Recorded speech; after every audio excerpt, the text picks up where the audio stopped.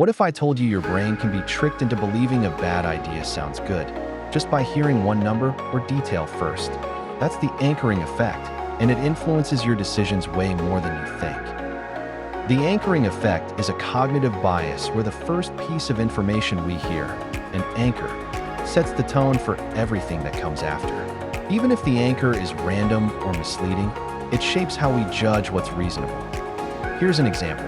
If I tell you a t-shirt costs $200, but it's on sale for $50, that $200 anchor makes $50 feel like a bargain, even if $50 is still overpriced. In a classic study, researchers spun a wheel rigged to land on either a low or high number. Then they asked people to guess how many African countries were in the UN. Those who saw a high number gave much higher guesses, just because their minds had been anchored first.